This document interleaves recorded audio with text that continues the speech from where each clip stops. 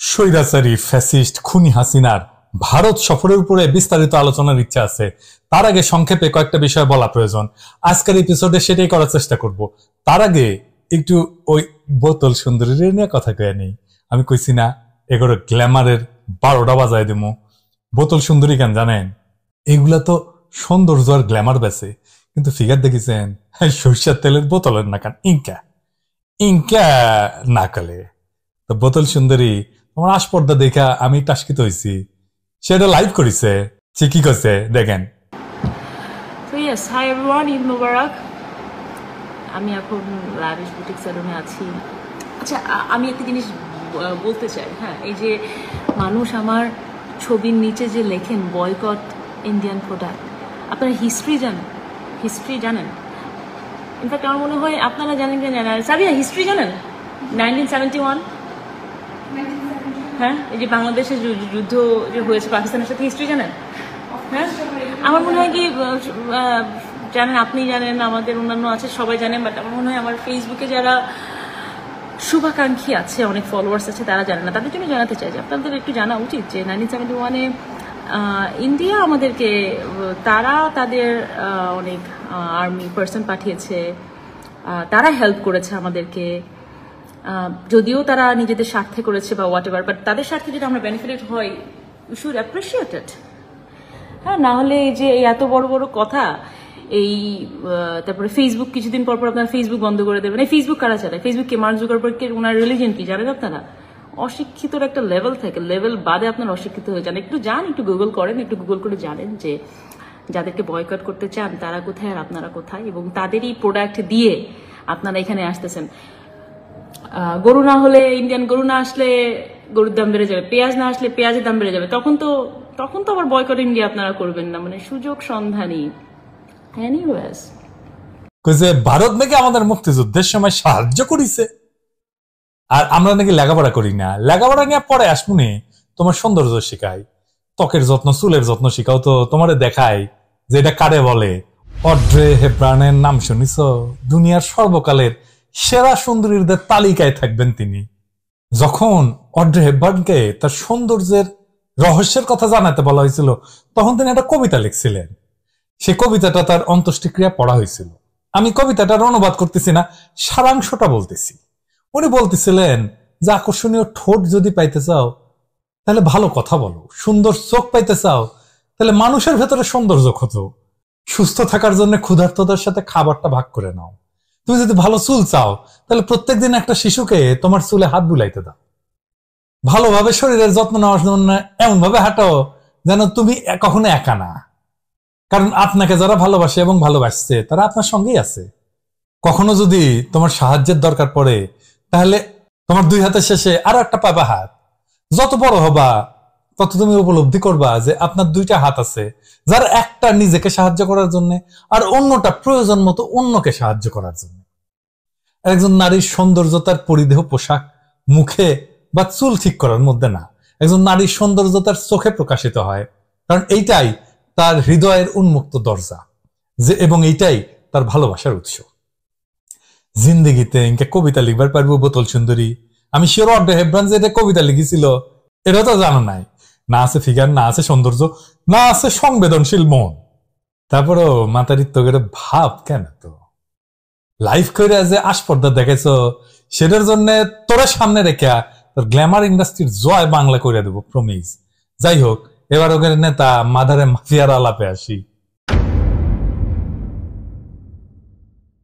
একটা দেশ তাদের মেহমান অপর একটি দেশের সরকার প্রধানকে কি পর্যায়ে সম্মান বা প্রোটোকল দেয় সেটা নির্ভর করে মেহমান বা তার দেশের কাছে তাদের ঠেকা কতটুকু। এমন যদি হয় যে দেশটার আঞ্চলিক অখণ্ডতা অনেকাংশে নির্ভর করে মেহমান দেশের সহযোগিতার উপরে, তাহলে তাকে সর্বোচ্চ পর্যায়ে প্রোটোকল দেওয়ার কথা। ইমরান খান যখন ক্ষমতায় পাকিস্তানে আসছিল, ওই সৌদি যুবরাজ ইমরান খান নিজে গাড়ি চালায় ওনারে এয়ারপোর্ট থেকে নিয়ে গেছিল, মনে আছে না? দেখেন ছবিটা। উত্তর পূর্ব ভারতের সাথে ভারতীয় মূল ভূখণ্ডের সংযোগের নিরাপত্তা, বিশেষ কইরা চিকেন নেকের সুরক্ষা অনেকাংশে নির্ভর করে বাংলাদেশের উপরে। এছাড়া ভারতের পররাষ্ট্র সচিব বিনয় কোয়াত্রা বাংলাদেশকে অভিহিত করছে ভারতের ইন্দো প্যাসিফিক ভিশনের অতি গুরুত্বপূর্ণ অংশ হিসেবে।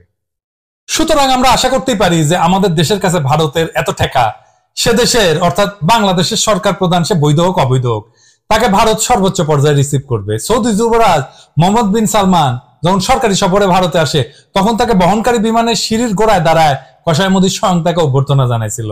এমন কইতেই পারেন যে সৌদির সাথে কি বাংলাদেশের তুলনা হয়? সৌদি হইল মুসলিম বিশ্বের নেতৃস্থানীয় দেশ।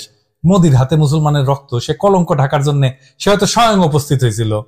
সৌদিতে বহু ভারতীয় প্রবাসী কাজ করে খায়, রেমিটেন্স পাঠায়, ভারতের তেল আমদানির একটা উৎস সৌদি আরব। সুতরাং সৌদি যুবরাজকে এরকম প্রোটোকল দেওয়া স্বাভাবিক, কথা সত্য। কিন্তু আমাদের মনে রাখতে হবে যে সৌদি আরব ভারতের কাছে যতই গুরুত্বপূর্ণ হোক না কেন, ভারতের আঞ্চলিক অখণ্ডতা বা নিরাপত্তা সৌদির উপরে ততটুকু নির্ভরশীল না যতটুকু বাংলাদেশের উপরে নির্ভরশীল। তার উপরে এই মুহূর্তে চীন আমাদের অঞ্চলের ব্যাপক প্রভাব বিস্তার করতেছে এবং কাটাল রানীর আসন্ন চীন সফরকে বেইজিং বলছে গেম চেঞ্জার। নিজস্ব গভীর ভূ রাজনৈতিক ঠেকা বিবেচনা কইরা কাটাল রানীকে অন্তত পক্ষে সৌদির পর্যায়ে প্রোটোকল দেওয়াটা ভারতের জন্য সঙ্গত ছিল। এছাড়া মোদি যখন ঢাকায় আসছিল সেই সময় স্বয়ং হাসিনা তাকে প্লেনের সিঁড়িতে রিসিভ করছিল। কূটনীতিতে একটা রিসিপ্রোসিটি বলে একটা কথা আছে।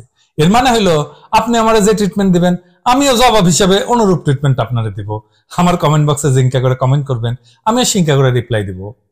বোতল সুন্দরী আমাদের সাথে যেভাবে আসপর্দা দেখাবে আমরাও সেভাবে তারে দলা দিব, তাই না? কিন্তু ভারত হাসিনাকে রিসিপ্রোসিটি হিসেবে প্রাপ্য সম্মানটুকু দেয় নাই। মোদি তো দূরে থাকে, এমনকি মন্ত্রী পর্যায়ের কাউকে দিয়ে তাকে রিসিভ করায় নাই। অনেকটা অপদস্থতার মধ্যে দিয়ে তার সফরের সূচনা হয়েছে।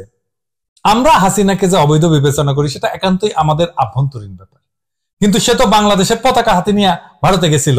ভারত তার কেনাবান্দির সাথে ব্যক্তিগত পর্যায়ে যে আচরণ করুক না কেন, সরকারিভাবে বাংলাদেশের পতাকাধারীকে এই ধরনের অপমান কইরা ভারত আরো একবার দেখাই দিল যে আমাদের প্রতি তাদের অন্তর্নিহিত বিগ ব্রাদার সুলভ দৃষ্টিভঙ্গি। বিগ ব্রাদারের এই উদ্ধত কালো হাত চিরতরে ভেঙ্গা দেওয়াটাই আমাদের চলমান ইন্ডিয়া আউট কর্মসূচির প্রধান লক্ষ্য। এই আন্দোলন আমরা চালায় যাইতেই থাকবো যতদিন পর্যন্ত না আমরা পরিপূর্ণভাবে সফল না হই। এটা হইলো এই সফরের বাহ্যিক দিক। কিন্তু আভ্যন্তরীণ দিকটা কি? আমরা বিভিন্ন সংবাদ মাধ্যমে জানতে পারছি যে সফরকালে ভারতের সাথে কাটাল রানীর গোটা 10 সমঝোতা স্মারক স্বাক্ষর হয়েছে। সমঝোতা স্মারক বা মেমোরান্ডাম অব আন্ডারস্ট্যান্ডিং বিভিন্ন বিষয়ে দুই দেশের মতামতের ঐক্যের এক ধরনের বিবরণী, এবং এটা চুক্তির পর্যায়ে কিন্তু পড়ে না। এই প্রসঙ্গে আমি দুইটা বিষয় আপাতত উল্লেখ করব। প্রথমত, ভারতের পররাষ্ট্র সচিব বিনয় কুমার কুয়াত্রা জানাইছে যে আগামী মাস থেকে বাংলাদেশের ভেতর দিয়া ভারতের ট্রানজিট রেল পরীক্ষামূলকভাবে চলাচল শুরু করবে। আমাদের মুরব্বীদের আমি জিজ্ঞেস করি, আপনাদের মনে আছে না মুজিব ইন্দিরা চুক্তিতে ভারত পরীক্ষামূলকভাবে ফারাক্কাবাদ চালুর একটা প্রভিশন রাখছিল? ভারত এই চুক্তির তোয়াক্কা না করে পরীক্ষামূলকভাবে ব্যাপারটাকে একতরফাভাবে স্থায়ী করে ফেলছিল। এটাই হলো ভারতের 2 নম্বরই। এই জন্য ভারতের সঙ্গে কোনো চুক্তিকে বিশ্বাস করা যায় না। যাই হোক, ফারাক্কাবাদ ভারতের অভ্যন্তরে হওয়ায় আমরা এটা নিয়ে কিছু করতে পারিনি, কিন্তু ট্রানজিট রেল তো বাংলাদেশের বুকের উপর দিয়ে চলার কথা, তাই না? সুতরাং এইটা তো আমরা জনগণ ইচ্ছা করলে আটকাই দিতে পারবো। শুধুমাত্র অবৈধ একটা সরকারের সাথে মেমোরেন্ডাম অব আন্ডারস্ট্যান্ডিং এর ভিত্তিতে যেটা চুক্তির পর্যায়ে পড়ে না সেটা আমরা বাংলাদেশের জনগণ মাইনা নেব কেন? এটা তো পুরোপুরি ভারতের স্বার্থে হয়েছে। আমাদের কি কাজে লাগবে এই ট্রানজিট ট্রেন ব্যবস্থা? ইন্ডিয়া তো বাংলাদেশের ট্রেন ব্যবস্থাকে তো ভারতীয় ট্রেন নেটওয়ার্ক ডাশ করে ফেলবে। তাছাড়া এই ট্রেন লাইন ইত্যাদি কার পয়সা দিয়ে তৈরি হয়েছে? আমাদের টাকায় তৈরি হয়েছে। আমাদের অবকাঠামো ব্যবহার করবে ভারত ভূ রাজনৈতিক স্বার্থে প্রায় মাগনায়, আর আমরা কি তা চাই দেখবো? তাছাড়া এইটা যাতে পুরাপুরি ভারতের ট্রানজিট হিসাবে দেখা না হয় সেজন্য ভারতীয়রা এর মধ্যে ভুটানকেও যোগ করছে। কিন্তু এই যে ভুটানের ব্যাপারে তারা বলতেছে এই সংযোগ হবে তখন যখন ভুটানের সঙ্গে রেল সংযোগ স্থাপিত হবে, অর্থাৎ বাংলাদেশের সঙ্গে ট্রানজিট নগদ আর ভুটানের সঙ্গে রূপকথা থাকলো বাকির খাতায়। আমরা তো 50 বছর ধরে ভারতকে দেখে আসতেছি, তাই না? 80-র দশকে বাংলাদেশ ভুটান বাণিজ্য চুক্তি স্বাক্ষরিত হয়েছিল, যেটা বাস্তবায়ন করা যায় নাই ভারতের মধ্যে দিয়ে ট্রানজিট না পাওয়ার কারণে। আপনি কি মনে করেন যে ভারত সড়ক পথে ভুটানের সাথে বাংলাদেশকে দশকের পর দশক দেয়া ট্রানজিট দেয় না, সে রেল পথে আমাদের সেই ট্রানজিট দেবে? আসলে ভুটানের সঙ্গে রেল সংযোগ ব্যাপারটা হইলো একটা ভারতীয় ধাপ্পাবাজি। এতে আরেকবার প্রমাণ হইল যে ভারত খালি নেয়, বিনিময় কিছু দেয় না। এটাই তাদের নীতি। শুধু কি ট্রেন যাবে, এরপরে ট্রেনের নিরাপত্তার জন্য ট্রেনের সাথে ভারতীয় পুলিশ, আর্ম ফোর্স, এমনকি সেনাবাহিনীও আসবে। আমরা কোন অবস্থাতেই বাংলাদেশের বুক চিরা ভারতের এই ট্রানজিট চালায়া যাইতে দিতে পারি না। এই ট্রেন আটকাইয়া দেওয়াটা আমাদের জাতীয় কর্তব্য এবং যথাসময়ে ইন্ডিয়া আউট ক্যাম্পেইনের অংশ হিসেবে এটা আমরা অন্তর্গত করব। প্রশ্ন তুলতে পারেন কেমনে আটকাবেন, সেই সামর্থ্য আছে আপনাদের? কেমনে আটকাবো জানি না, কারণ এইটা নিয়ে চিন্তা করার অবকাশ আসে নাই, এটা দ্রুত হইছে। আপনারাও চিন্তা করেন, আমরা একই সাথে একটা পরিকল্পনা বের করব। আর সামর্থ্যের প্রশ্নটা আপাতত একটু তুলে রাখেন, ভিডিওর শেষে সামর্থ্যের বিষয়ে জবাব থাকবে। কিন্তু বটম লাইন হইতেছে এই ট্রেন যাবে না, কোনোভাবে আমরা যাইতে দেব না। দ্বিতীয় পয়েন্টটা হলো কাঁঠালরানী সফরকালে যৌথ সংবাদ সম্মেলনে কসাই মোদির দুইটা বক্তব্য। প্রথমত সে বলছে যে তিস্তা নদীর সংরক্ষণ এবং ব্যবস্থাপনার জন্য একটা কারিগরি দল শীঘ্রই বাংলাদেশ সফর করবে। এই সফর টফরের কি দরকার? উজানে পানি আটকাইয়া তিস্তাকে তো মারছে কে? ভারত তো মারছে, নিজের হাতে নদীরে খুন কইরা এখন বলে আমরা এটাকে সুন্দরভাবে দাফন করব। ভারতের যদি সদিচ্ছা থাকতো তাহলে তো তিস্তা চুক্তি বাস্তবায়ন করে আমাদের হিস্সা আমাদেরকে বুঝাই দিত, আন্তর্জাতিক নদী, আমরা তো আইনত এর পানির হিস্সা পাই। সেটা তো সে দেয় নাই। এখন চীন $1 বিলিয়ন তিস্তা প্রকল্প অর্থায়ন করবে, সেটা শুই না ভারতের হোগায় মরিচ বাতি চলে গেছে। ভারতের পররাষ্ট্র সচিব মাসখানেক আগে এসে বলে যে তারা নাকি এই প্রকল্পের টাকা দিবে। তুই কত টাকা দিবি রে? ইন্ডিয়া কি টাকা দেওয়ার সক্ষমতা আছে? মাত্র $71 কোটি ঋণ দিছে, তাও ভারত পুরো হাসিনা আমলে। তাছাড়া তোর টাকা দেওয়ার কি দরকার? চুক্তি বাস্তবায়ন করলেই তোর চুকে যায়। তা না কইরা এখন ফোন দিয়ে আসতেছে চীনকে কেমনে ঠেকানো যায়, কারিগরি তেল ইত্যাদি হইলো। চীন যদি আসে তার উপরে যেন নজরদারি করা যায়। চীন তোর নজরদারি করতে দিলে তো এতই সোজা? চীন তো বোকা। মোদি আর একটা ডেঞ্জারাস কথা বলছে সেই যৌথ সংবাদ সম্মেলনে। কি সেটা?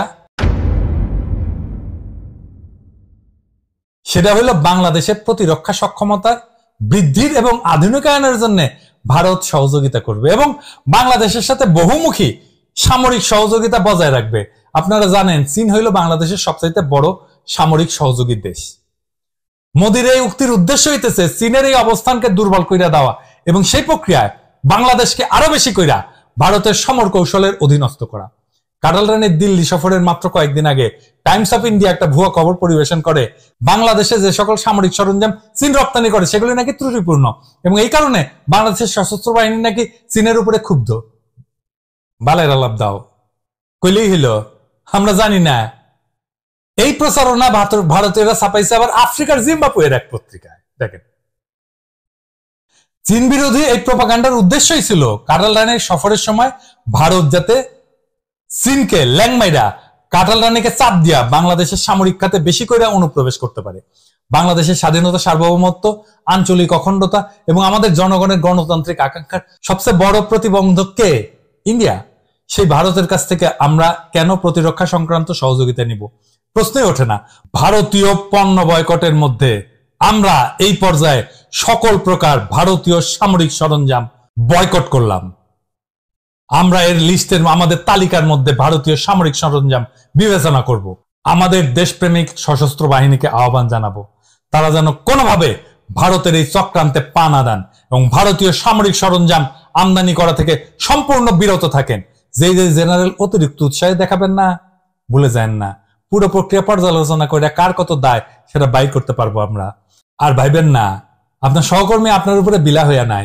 পুলিশের এই সম্পদের হিসাব বাইর হইতেছে না ভিতর থেকে, যারা বঞ্চিত তারাই বাইর করতেছে এইসব। আপনাদেরও বাইর হবে। আর মাথায় রাখেন, যদি আমরা ধরতে পারি যে এই জেনারেল ইন্ডিয়ার হইয়া লেসপেন্সারি করছে, ইন্ডিয়ার সামরিক সরঞ্জাম বাংলাদেশের সামরিক বাহিনীতে ঢুকাইছে জোর কইরা, অতি উৎসাহী হইয়া হোগার চামড়া তুলে ফেলবো। কিন্তু যত বড় জেনারেল হন না কেন, মাইন্ড ইট, মাথায় রাখতেন। কসাই মোদি যে হাসিনাকে সামনে রেখে যৌথ সংবাদ সম্মেলনের কথাগুলো বললো তার ভিত্তি কি? নাকি খুনি হাসিনা বাংলাদেশের জন্য অত্যন্ত স্পর্শকাতর বিষয়ে ভারতের সাথে গোপন চুক্তি করছে এই সফরে? আমাদের মনে আছে 71 সালে স্বাধীনতা যুদ্ধ চলাকালে প্রবাসী তাজউদ্দিন সরকার ভারতের সাথে একটা দাসত্ব চুক্তি স্বাক্ষর করছিল, যেটা বিষয়বস্তু সম্পর্কে সারা জাতি ছিল অন্ধকারে। এবারে কি দিল্লি গিয়া বাংলাদেশের কোন প্রধান স্বার্থ বন্ধক দিয়া এই ধরনের কোন চুক্তিতে আবদ্ধ হয়েছে কাঁঠালরানী? এটা হয়তো আমরা এখনই জানতে পারবো না, কিন্তু এই প্রশ্নটা অত্যন্ত জরুরি, আমরা এই প্রশ্নটা করে রাখলাম। সবশেষে যে কথাটা বলতে চাচ্ছি সেটা হইতেছে কাঁঠালরানীর দিল্লি সফর শেষ হইতে না হইতেই বাংলাদেশে এসে হাজির হয়েছেন চীনের একজন মন্ত্রী মিস্টার লিউ জিয়ানসাও, যাকে চীনের ছায়া পররাষ্ট্রমন্ত্রী হিসেবে অভিহিত করা হয়। চীনের অত্যন্ত গুরুত্বপূর্ণ নেতা এবং চীনের পররাষ্ট্র মন্ত্রণালয়ের অত্যন্ত প্রভাবশালী নেতা। উনি হাসিনা আইসা সারলো না, তার মধ্যে উনি বাংলাদেশে চলে আসছেন কেন? এইরকম একটা মুহূর্তে চীনের সরকারের এই অতি উচ্চ পদস্থ কর্মকর্তার আগমন কাঁঠাল রানীর আসন্ন চীন সফরের যে গুরুত্ব সেটাই প্রকাশ করতেছে। কিছুদিন আগে ঢাকায় নিযুক্ত চীনের রাষ্ট্রদূত মিস্টার ইয়াও ওয়েন বলছিলেন যে কাঁঠাল রানীর এই বেজিং সফর হবে একটা গেম চেঞ্জার। এটা নিয়ে আমি একটা এপিসোডও করছি। চীন সাম্প্রতিককালে 3টা গুরুত্বপূর্ণ আন্তর্জাতিক ইনিশিয়েটিভ চালু করছে। এগুলো হলো global development initiative, global security initiative এবং গ্লোবাল সিভিলাইজেশনাল ইনিশিয়েটিভ। চীন এই প্রত্যেকটা ইনিশিয়েটিভে বাংলাদেশকে যুক্ত করার আকাঙ্ক্ষা প্রকাশ করছে। সুতরাং খেলা জমতেছে। এইটা একেবারে নতুন খেলা, যেটা সম্পর্কে ভারতের কোনো আইডিয়া নাই। আছে ভারতের আইডিয়া? দেখি নাইমুল ইসলাম খান কি বলেন। No idea at all, no idea at all. হ্যাঁ, দেখেছেন, ওরই একই কথা। তাছাড়া এই খেলার প্রধান দুই খেলোয়াড় চীন বা আমেরিকার অর্থনৈতিক বা সামরিক সামর্থ্যের তুলনায় ভারতের ওকাত একেবারেই নাই। হ্যাঁ, তা কলকাতার দাদা দাদুদের কাছ থেকে শিখেছি ওকাত শব্দটা, যদিও আমার পাকাত শব্দটা বেশি পছন্দ। যাই হোক, তবে বাংলাদেশের জনগণকে সঙ্গে নিয়ে আমাদের স্বাধীনতা, সার্বভৌমত্ব, আঞ্চলিক অখণ্ডতা, গণতান্ত্রিক আকাঙ্ক্ষা এবং আর্থসামাজিক প্রগতির প্রতি অঙ্গীকার না জানাইয়া যদি কেউ কোনো খেলা বাংলাদেশের মাটিতে সাজাইতে চায়, সেটা ব্যর্থ হইতে বাধ্য। ভারত যে খেলা বাংলাদেশকে নিয়ে খেলছে গত 50 বছর ধরে, তার করুণ পরিণতি থেকে অন্য সকল পক্ষকে শিক্ষা নিতে হবে। তা চীন হোক, আমেরিকা হোক, যে পরাশক্তি হোক না কেন। এইবার আমাদের সামর্থ্যের প্রসঙ্গে আসি। ওই যে বলছিলাম না, আমরা ঠেকায় দিতে পারবো কিনা ভারতের রেল। গল্প বলি। চারিদিকে সরগোল পইরা গেছে, মানুষ দিক দিক শূন্য হইয়া দৌড়াইতেছে। কেন? আকাশ নাকি ভেঙ্গা পড়বে, সবাই দৌড়াইতেছে নিজে বাঁচার লাগা। এক চড়ুই পাখি মাটিতে পিঠ দিয়া শুয়া 2 পা আকাশে তুইলা শুয়ে আছে, এমন ভাবে যে আকাশ ভেঙ্গা পড়লে সে 2 পা দিয়ে ঠেকাবে। একদম পলাইতে পলাইতে চড়ুই পাখিরে জিগাইতেছে, তুমি কি তোমার এই সামান্য 2 পা দিয়া আকাশ ভেঙ্গা পড়লে ঠেকাইতে পারবা? চড়ুই পাখি বলে, আকাশ ভেঙ্গা পড়লে তুমি কি পলায় বাঁচতে পারবা? পারবা না তো। তুমি যদি পলায় বাঁচতেই না পারো, তাহলে তোমার শক্তি কম না বেশি, এই হিসাব না কইরা আসন্ন বিপদকে মোকাবেলা করার চেষ্টা করাই তো বীরের কাজ। বাংলাদেশের বুকের উপরে ভারতের দিনে দিনে আরো কঠোরভাবে চাইপা বসতেছে। এইটা যদি বিপদ বলে মনে করেন, তাহলে আসেন প্রতিরোধে ঝাঁপায় পড়ি। তিতুমির বাঁশের কেন্দ্রা বানায় ব্রিটিশ সেনাদের বিরুদ্ধে দাঁড়াইছিল, সে জানতো জিততে পারবে না। কিন্তু আমরা যদি 18 কোটি মানুষকে জাগায় তুলতে পারি, তাহলে আমরা এই বিপদকে মোকাবেলা করতে পারবো ইনশাল্লাহ। আমাদের ভাইয়েরা পথে নামছে, দেখেন আপনারাও নামেন। নামলেই বিজয়ের লক্ষ্যে আমরা আরেকটু আগায় যাব, আমরা আরো আত্মবিশ্বাসী হব, আমরা আরো শক্তিশালী হব। তারপরে কামিয়াব হব কিনা সেটা সৃষ্টিকর্তার দয়া। কিন্তু এখন প্রশ্নটা হইতেছে আপনার উপরে, আপনি কি নামবেন কিনা? এই বিপদটাকে আপনি বিপদ হিসেবে মনে করতেছেন কিনা? দেশকে বাঁচানোর চিন্তা আপনি করতেছেন কিনা? আপনি দেশকে বাঁচাইতে চান কিনা? বাংলাদেশ রাষ্ট্র থাকবে কি থাকবে না সেটা আপনার চিন্তা কিনা? যদি মনে করেন আপনি সক্রিয় না হইলে বাংলাদেশ রাষ্ট্র না টিকতে পারে, তাহলে এখনই সক্রিয় হন, এখনই নামেন, এখনই সময়। আমাদের ভাইদের সাথে নামেন, ভারতীয় পণ্য বয়কটের আন্দোলনে নামেন। এই আন্দোলনই আমাদের মুক্তির মন্দিরে পৌঁছায় দেবে ইনশাল্লাহ। আসেন আমরা নতুন একটা লড়াই শুরু করি, নইলে কলে দেশ একটু একটু কইরা আপনার হাতছাড়া হইয়া যাইতেছে।